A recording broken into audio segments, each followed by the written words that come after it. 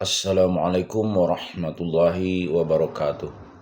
Alhamdulillahirabbil alamin alladzi nahmaduhu wa nasta'inuhu wa nastaghfiruh wa na'udzubillahi min syururi anfusina wa min sayyiati a'malina. May yahdihillahu fala mudhillalah wa may yudlil falan tajida lahu waliyyan mursyida. Asyhadu an la ilaha illallah wa asyhadu anna Muhammadan abduhu wa rasuluhu la nabiyya ba'd.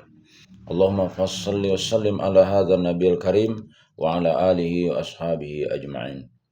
Bapak-bapak, ibu-ibu yang saya hormati serta generasi muda yang saya sayangi, baiklah kita akan melanjutkan pembacaan buku biografi Rasulullah, sebuah studi analitis berdasarkan sumber-sumber yang autentik yang disusun oleh Dr. Mahdi Rizqullah Ahmad. Baik, langsung kita bacakan. Bismillahirrahmanirrahim. 10 ekspedisi militer Zaid bin Harithah ke Wadil Qura. Ekspedisi militer yang dipimpin oleh Zaid bin Harithah ini menjalankan tugas pada bulan Rajab tahun ke-6 Hijriah. 11. Ekspedisi Abdurrahman bin Auf ke Daumatul Jandal. Pada bulan Sya'ban tahun ke-6 Hijriah, Rasulullah SAW mengundang Abdurrahman bin Auf. Setelah datang, Rasulullah SAW mempersilahkan duduk di hadapan beliau. Lalu beliau berkata kepadanya dengan menyebut nama Allah dan demi perjuangan di jalan Allah, perangilah orang-orang kafir kepada Allah. Jangan berkhianat, melanggar janji dan membunuh anak-anak. Kemudian Rasulullah SAW mengutus Abdurrahman bin Auf ke Bani Kilab yang bertempat tinggal di wilayah Daumatul Jandal. Dan sebelum berangkat, Rasulullah SAW sempat berpesan kepadanya, seandainya mereka menerima dakwahmu dengan baik, maka nikahilah putri raja mereka. Lantas Abdurrahman bin Auf pun berangkat menuju ke wilayah Daumatul Jandal. Di sana ia tinggal selama 3 hari dan mengajak penduduknya kepada Islam. Dakwah yang dilakukan oleh Abdurrahman akhirnya membawa hasil. Pemimpin Bani Kilab, Asbagh bin Amru al-Kilabi, masuk Islam setelah sebelumnya ia menganut ajaran Nasrani. Karena keislamannya, maka tidak sedikit kaumnya yang ikut masuk Islam. Sedangkan penduduk Bani Kilab yang tetap di dalam ajaran agamanya tetap berada di wilayah tersebut dengan membayar jizyah. Begitulah, maka sesuai pesan Rasulullah SAW, akhirnya Abdurrahman menikahi Tumadir binti Asbagh dan membawanya pulang ke Madinah. Perempuan inilah yang nantinya akan menjadi ibu dari Abu Salamah bin Abdurrahman. 12. Ekspedisi militer Ali bin Abi Thalib ke Bani Abdullah bin Sa'ad bin Bakar di wilayah Fadak. Ekspedisi ini diberangkatkan oleh Rasulullah SAW pada bulan Sya'ban tahun ke-6 Hijriah, yaitu setelah beliau mendengar kabar bahwa Bani Abdullah bin Sa'ad bin Bakar akan memperbantukan sekelompok pasukan kepada kaum Yahudi Khaybar untuk menyerang kaum muslimin. Tim ini berjumlah 100 orang dan dipimpin oleh Ali bin Abi Thalib. Mereka berjalan menuju sasaran secara gerilya, berjalan di malam hari dan bersembunyi di siang hari. Di tengah perjalanan, mereka bertemu dengan seorang mata-mata Bani Abdullah bin Sa'ad bin Bakar. Kepada Ali, orang itu mengaku sedang diutus untuk pergi ke Khaybar guna menawarkan bala bantuan tentara kepada bangsa Yahudi Khaybar dengan imbal balik hasil panen kurma Khaybar. Singkat cerita, setelah pasukan muslim mempercayai pengakuannya, ia pun menunjukkan markas pasukan yang akan diperbantukan untuk Yahudi di Khaybar demi menyerang pasukan muslim itu. Lalu pasukan muslim menyerang secara tiba-tiba. Dalam penyerangan ini, mereka berhasil merampas 500 unta dan 2.000 kambing, sedangkan Bani Sa'ad sendiri lari meninggalkan kampung mereka. 13. Ekspedisi militer Zaid bin Harithah ke Bani Fazarah. Tentang peristiwa ini, Ibnu Hisham meriwayatkan, Ibnu Ishaq menuturkan, Zaid bin Harithah dan pasukannya telah bertempur dengan Bani Fazarah di Wadil Qura. Dalam pertempuran ini, pasukan Zaid menderita kekalahan dan banyak yang terluka. Bahkan Zaid sendiri mengalami luka parah dan hampir sekarat akibat terkena sebuah anak panah. Maka Zaid pun bersumpah bahwa dirinya tidak akan pernah mandi junub, tidak akan bersenggama dengan istrinya sebelum ia melakukan penyerangan kembali ke Bani Fazarah. Dari sini dapat dimungkinkan bahwa penyerangan kali ini merupakan ekspedisi militer Zaid bin Harithah ke Wadil Qura yang terjadi pada bulan Rajab tahun ke-6 sebagaimana yang disebutkan oleh Ibnu Sa'ad. Arkian, setelah Allah Subhanahu wa taala memberikan kesembuhan pada lukanya, Rasulullah SAW mengutusnya kembali untuk melakukan penyerangan ke Bani Fazarah. Maka pertempuran kembali terjadi di Wadil Qura. Kali ini kemenangan berada di pihak pasukan Zaid dan warga Bani Fazarah banyak yang jatuh menjadi korban. Dan dalam peperangan ini, Qais bin Musahhar al-Ya'muri berhasil membunuh Mas'adah bin Hakamah bin Malik bin Huzaifah bin Badar dan menawan Ummu Kirfah Fatimah binti Rabi'ah bin Badar. Pada saat itu wanita ini sudah berusia lanjut. Qais bin Musahhar juga berhasil menawan putri Ummu Kirfah dan Abdullah bin Mas'adah. Kemudian Zaid bin Harisah memerintahkan kepada Qais bin Mushar untuk membunuh Ummu Qirfah dan ia melakukannya dengan sangat kejam. Setelah itu pasukan Muslim kembali ke Madinah dengan membawa putri Ummu Qirfah dan Ibnu Mas'adah. Adapun tentang penyebab ekspedisi militer ini adalah sebagaimana yang diriwayatkan oleh Az-Zahabi dari hadis Ibnu Ishaq dalam riwayatnya yang lain tentang peristiwa ini. Dituturkan terdengar kabar bahwa Ummu Qirfah Al-Fazariyah telah mempersiapkan 40 tentara berkuda yang terdiri dari para anak cucunya sendiri untuk menyerbu Rasulullah SAW dan membunuh beliau. Maka dari itu Rasulullah SAW mengirimkan satu pasukan di bawah komando Zaid bin Harisah untuk menyerang mereka. Riwayat lain mengatakan bahwa Zaid telah membunuh mereka semua, membunuh Ummu Qirfah dan kemudian mengirimkan pakaian besi dikenakan Ummu Qirfah kepada Rasulullah SAW. Lantas beliau menancapkannya di antara dua tombak. Arkian ketika melihat Zaid datang, Rasulullah SAW bangkit dari duduknya dengan setengah menarik pakaian beliau dan kemudian mencium wajah Zaid sebagai ungkapan rasa senang beliau atas kemenangan ini. Sementara itu Waqidi telah meriwayatkan unsur penyebab ketiga terjadinya pengiriman militer ini. Di dalam riwayatnya ini, ia menyebutkan beberapa hal yang berbeda dengan yang diceritakan Ibnu Ishaq. Ia meriwayatkan Arkian, Zaid melakukan perjalanan keluar Madinah untuk berdagang ke wilayah Syam. Pada saat itu, ia membawa barang-barang milik para sahabat Rasulullah SAW. Setelah dekat dari wilayah Wadul Qura, ia bertemu dengan orang-orang dari Bani Fazarah yang masih keturunan Bani Badar. Kemudian mereka memukuli dan menyerang Zaid bersama sahabat-sahabatnya, bahkan merampas barang-barang yang ada pada mereka. Maka Zaid melaporkan kejadian itu kepada Rasulullah SAW, lalu beliau pun segera mengutus Zaid dalam sebuah misi penyerangan terhadap Bani Fazarah. Singkat cerita, akhirnya Zaid berhasil menaklukkan mereka. Tidak hanya itu, ia juga berhasil menawan Ummu Qirfah dan putrinya, Jariyah binti Malik. Sebenarnya yang menawan Jariyah adalah Salamah bin Aqwa. Kemudian Rasulullah SAW meminta Jariyah dari Salamah dan Salamah pun memberikannya. Setelah itu Rasulullah SAW menghadiahkan Jariyah kepada Hazan bin Abi Wahab. Peristiwa ini terjadi pada bulan Ramadan tahun ke-6 Hijriah. Di dalam riwayat ketiga ini Ibnu Ishaq dan Waqidi menyebutkan bahwa Qais bin Musahhar telah membunuh Ummu Qirfah dengan cara yang sangat kejam, mengikat kedua kaki nenek tua ini dengan tali yang masing-masing ujungnya diikatkan pada seekor unta. Selain itu ia juga membunuh Abdullah bin Mas'adah dan Qais bin Nu'man bin Mas'adah bin Hakamah bin Malik bin Badar. Waqidi juga meriwayatkan bahwa ketika Zaid datang kepada Rasulullah SAW yang tengah berada di kediaman Aisyah radhiyallahu an, beliau menyambutnya dengan tergopoh-gopoh dan kemudian memeluknya dengan hangat. Kemudian beliau bertanya tentang penyerangannya dan Zaid menceritakan kemenangan yang diraihnya. Terlihat bahwa riwayat Waqidi memiliki kesamaan dengan riwayat Ibnu Ishaq dalam beberapa hasil yang dicapai dari ekspedisi ini. Dan kedua riwayat ini hanya berbeda dalam menyebutkan hal-hal yang menyebabkan ekspedisi militer ini. Perlu digarisbawahi pula bahwa riwayat Ibnu Ishaq yang dinukil dalam kitab Tabari khususnya tentang cara pembunuhan terhadap Ummu Qirfah ternyata sama dengan riwayat Waqidi. Sekalipun begitu, jelas terlihat bahwa kedua riwayat tersebut tetap tidak dapat diterima, baik dilihat dari segi silsilah periwayatan ataupun teks riwayat itu sendiri, yakni karena silsilah periwayatan Ibnu Ishaq berada pada tingkatan dhaif. Pasalnya di dalam isnadnya ini terdapat Ibnu Hamid, seorang perawi yang dikenal mursal dan dhaif. Riwayat tersebut juga tidak mendapatkan penguatan dari Waqidi. Bahkan sekalipun Waqidi menguatkannya, tetap saja riwayat tersebut berada pada tingkatan matruk dan tidak dapat dijadikan sebagai landasan dalil. Adapun dari segi matan atau redaksinya dapat dilihat bahwa redaksi riwayatnya sangat berseberangan dengan petunjuk Rasulullah SAW dalam tata cara memperlakukan pertawanan perempuan, karena Rasulullah SAW sendiri melarang kaum muslimin untuk membunuh mereka, apalagi mempertontonkan jasad yang telah meninggal. Terlebih kedua riwayat di atas juga tidak menunjukkan bahwa Ummu Qirfah termasuk dalam golongan orang-orang yang menyerang Islam atau menghembuskan fitnah agar musuhi dan memerangi Islam. Adapun apabila benar Ummu Qirfah termasuk golongan orang-orang yang menyerang Islam dan berada di barisan kaum laki-laki, maka tidak dilakukan lagi.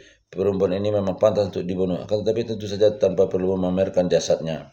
Muslim, Ahmad, Baihaqi, dan Tabari telah meriwayatkan sebuah riwayat sahih yang menjelaskan tentang seorang budak dan ibunya, Ummu Qirfah, yang disoroti oleh para pakar perang. Menurut mereka yang memimpin penyerbuan ke Bani Fazarah adalah Abu Bakar radhiyallahu an, dan budak yang telah dihadiahkan oleh Salamah kepada Rasulullah SAW telah dipergunakan oleh Rasulullah SAW untuk menjadi ganti pada tawanan Muslim yang tengah berada di tangan orang-orang musyrik. Akan tetapi para perawi tersebut tidak menyebutkan nama ibu dari budak ini, juga tidak menyebutkan tentang bagaimana cara pembunuhan terhadap ibu budak tersebut. Jadi pada dasarnya kedua ekspedisi ini tidak memiliki perbedaan. Artinya ekspedisi ini hanya terjadi sekali dan diceritakan dengan versi yang berbeda. Akan tetapi dari sekian banyak riwayat yang ada, riwayat yang dibawa oleh para ulama hadis di ataslah yang dapat diterima. Karena redaksi riwayat yang disampaikan mereka ini sejalan dengan wasiat dan pesan-pesan Rasulullah Shallallahu Alaihi Wasallam untuk tidak membunuh perempuan. Ini dilihat dari tingkatan sahih pada silsilah periwayatan hadis tersebut. Sedangkan dilihat dari redaksinya, riwayat yang dibawa oleh ahli magazi terkesan membingungkan dan bertentangan dengan perintah Rasulullah Shallallahu Alaihi Wasallam, karena Rasulullah Shallallahu Alaihi Wasallam melarang kaum muslimin untuk membunuh para tawanan perempuan dan mempertontonkan jasad yang telah mati. Di samping itu, silsilah periwayatan mereka pada tingkatan daif. Oleh karena itu, riwayat mereka tidak dapat dijadikan sebagai landasan dalil.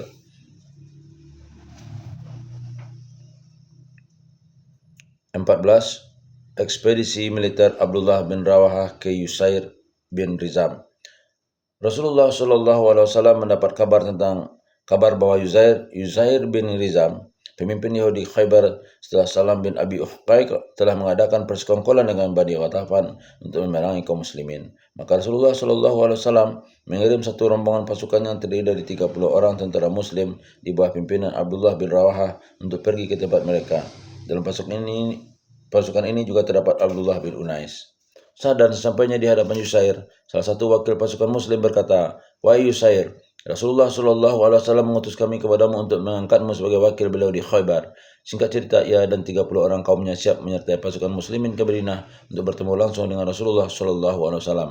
Dalam perjalanan itu mereka berbonceng satu-satu, setiap satu orang kaum Yasir diboncengkan dengan seorang pasukan muslim. Adapun Yusair sendiri diboncengkan oleh Abdullah bin Unais dengan untanya.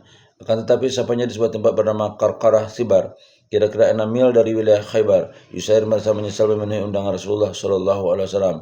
Maka di benaknya pun terlintas pikiran untuk berkhianat dan mencabut pedang milik Abdullah bin Unais yang memboncengkannya. Akan tetapi pada saat bersamaan Abdullah bin Unais sadar akan hal itu, maka ia pun membalikkan tubuhnya dan segera membebaskan pedangnya ke arah Yusair dengan cepat. Akibatnya kaki Yusair terputus, namun ternyata Yusair masih berusaha membalas. Ia berhasil memukul Abdullah bin Unais dengan cemeti yang ada di tangannya. Pukulan Yusair itu tepat mengenai wajah Abdullah bin Unais hingga membuatnya terluka cukup serius. Melihat hal itu dengan serta-merta setiap pasukan muslimin terlibat duel dengan orang yang diboncengkannya. Walhasil semua pengikut Yusair pun terbunuh, kecuali satu orang. Ia tidak hidup, tapi dengan kaki yang terputus tertebas pedang. Demikianlah sesampainya di hadapan Rasulullah Shallallahu Alaihi Wasallam dan melaporkan semua yang terjadi. Rasulullah Shallallahu Alaihi Wasallam mengusap luka di kepala Abdullah bin Unais dan ajaib luka itu langsung sembuh tanpa bekas. Ekspedisi militer ini terjadi pada bulan Syawal tahun ke-6 Hijriah. 15. Syariah Khurs bin Jabir Al-Fari ke Uraniyin. Pada bulan Syawal tahun ke-6 Hijriah, Rasulullah Shallallahu Alaihi Wasallam didatangi oleh sejumlah orang dari suku Ukal dan kampung Urainah. Mereka datang untuk menyatakan diri masuk Islam. Setelah itu mereka berkata, "Wahai Nabi Allah, ini bukan orang perkampungan, tetapi orang kota, sehingga kami tidak cocok tinggal di Madinah ini." Maka Rasulullah Shallallahu Alaihi Wasallam memanggil seorang pengembala untuk membawa salah seekor unta betina beliau guna menyertai kepulangan mereka ke negeri mereka. Sebagian pendapat mengatakan bahwa jumlah unta yang dibawa oleh lalu Rasulullah Shallallahu Alaihi Wasallam mengizinkan mereka pergi dengan membawa serta pengembala dan untanya itu agar mereka dapat meminum air dari air susunya dan mempergunakan air kencing untuk unta tersebut sebagai obat. Mereka pun berjalan meninggalkan Madinah. Akan tetapi sampainya di wilayah Harrah, pikiran mereka berubah. Mereka pun murtad dan meninggalkan Islam. Lantas mereka membunuh penggembala unta Rasulullah Shallallahu Alaihi Wasallam itu dan kemudian membawa unta itu kabur. Tak lama kemudian kabar pengkhianatan mereka ini terdengar oleh Rasulullah Shallallahu Alaihi Wasallam. Maka beliau segera mengirimkan serombongan pasukan untuk mengejar dan menangkap mereka. Singkat cerita, akhirnya pasukan muslimin berhasil menangkap mereka. Lalu komandan pasukan muslimin memerintahkan pasukannya untuk membunuh mereka dengan sadis. Mata mereka dicungkil, tangan dan kaki mereka dipotong, dan mayat mereka ditinggalkan begitu saja di jalan. Tak ada seorang pun yang selamat dari penyergapan ini. Semuanya mati dalam keadaan mengenaskan. Qatadah, salah seorang perawi, berkata, "Telah disampaikan kepada kami bahwa setelah peristiwa itu Rasulullah Shallallahu Alaihi Wasallam mendorong umat Islam untuk bersedekah dan melarang mereka menjalankan hukuman secara berlebihan." Sedangkan di dalam riwayat lain dikatakan bahwa peristiwa tersebut terjadi sebelum diturunkannya syariat hukum had. Di dalam hadisnya Abu Qalabah berkata, mereka adalah kaum yang telah melakukan pencurian, membunuh, berlaku kafir setelah mereka beriman, dan mereka juga telah memusuhi Allah serta Rasulnya. Objek 25, 253, 254, H6805. Sebagian besar ulama mengatakan bahwa waktu itu firman Allah, sesungguhnya pembalasan terhadap orang-orang yang memerangi Allah dan Rasulnya dan membuat kerusakan di muka bumi hanyalah mereka dibunuh atau disalib atau dipotong tangan dan kaki mereka dengan bertimbal balik atau dibuang dari negeri ke tempat kediamannya. Ini sebenarnya telah diturunkan kepada mereka, akan tetapi menurut mereka latar belakang diturunkannya ayat ini adalah bukan peristiwa di atas. 16. ekspedisi militer Amr bin Umayyah Ad-Damri untuk membunuh Abu Sufyan. Dan Abu Sufyan tidak kuat lagi menahan keinginannya yang menggebu-gebu untuk membunuh Rasulullah SAW. Lalu ia mengutarakan niatnya kepada kaumnya untuk mengirimkan seorang yang siap membunuh Muhammad SAW. Maka datanglah kepada Abu Sufyan seorang Arab Badui pedalaman yang bertemam kasar dan terkenal suka membunuh. Orang itu menyatakan kesiapannya untuk membunuh Muhammad. Lalu sebelum berangkat, Abu Sufyan membekalinya 1 ekor unta dan sejumlah uang dan bahan makanan secukupnya. Abu Sufyan juga berpesan kepadanya untuk merahasiakan rencana ini. Setelah berjalan selama 6 hari, akhirnya si Badui ini sampai di Madinah. Lalu ia menanyakan Rasulullah SAW kepada para penduduk Madinah. Mereka memberitahukan kepadanya bahwa Rasulullah SAW tengah berada di masjid milik Bani Ashhal. Lantas ia pun menuju tempat yang dimaksud. Namun ketika ia hampir mendekati Rasulullah SAW, beliau berkata, "Sepertinya orang ini akan berbuat jahat kepada aku, semoga Allah menghalang-halangi niatnya itu." Arkian ketika si Badui ini hendak membungkukkan badan untuk memberi penghormatan kepada Rasulullah SAW, Asad bin Khudair segera mencegahnya dengan menarik tubuhnya dengan keras hingga balat yang disembunyikannya untuk membunuh Rasulullah SAW terjatuh. Meskipun demikian, Rasulullah SAW sudah mengetahui maksud busuk si Badui ini. Tetapi beliau tetap memaafkannya. Bahkan beliau akan memberikannya perlindungan keamanan bila ia mau menceritakan maksud dan tujuan rencana jahatnya itu dengan jujur. Akhirnya ia pun menceritakan semua rencana jahat yang ditugaskan Abu Sufyan kepadanya. Setelah mendengar pengakuan tersebut, Rasulullah SAW membebaskannya dan karena mendapat perlakuan baik seperti itu, maka orang ini akhirnya masuk Islam. Setelah mengetahui bahwa otak rencana jahat itu adalah Abu Sufyan, Rasulullah SAW mengutus Amr bin Umayyah dan Salamah bin Aslam bin Juraysi untuk pergi membunuhnya. Lantas keduanya pun berangkat ke kota Mekah. Arkian sebelum melaksanakan misi tersebut, keduanya terlebih dahulu melaksanakan tawaf dan sholat di Masjidil Haram. Akibatnya ada seorang penduduk Makkah yang mengenali wajah Amr bin Umayyah dan kemudian melaporkan kedatangannya kepada Abu Sufyan. Maka orang-orang kafir Makkah pun berniat untuk membunuh Amr dan sahabatnya. Mengetahui hal tersebut, maka keduanya memutuskan untuk lari dan kembali ke Madinah sehingga gagal menjalankan tugasnya. 17. Ekspedisi militer Al-Qabat Siful Bahri. Rasulullah SAW mengutus Abu Ubadah bin Jarrah dengan 300 orang tentara muslim untuk menghadang sekelompok kafilah dagang bangsa Quraisy yang akan melintas di wilayah pinggiran Madinah. Al-Kisah di tengah perjalanan, perbekalan mereka membusuk dan tidak dapat dimanfaatkan. Lalu Abu Ubaidah memerintahkan untuk memeriksa perbekalan yang dibawa oleh masing-masing tentara dan mengumpulkan yang masih bisa dimanfaatkan. Ternyata jumlah yang terkumpul dan layak dimakan pun tidak seberapa. Akhirnya Abu Ubaidah memutuskan untuk menghemat bekal itu. Setiap harinya mereka memakan dari perbekalan itu sedikit demi sedikit hingga akhirnya satu orang tentara hanya mendapatkan 1 buah kurma saja. Setelah itu persediaan makanan mereka habis.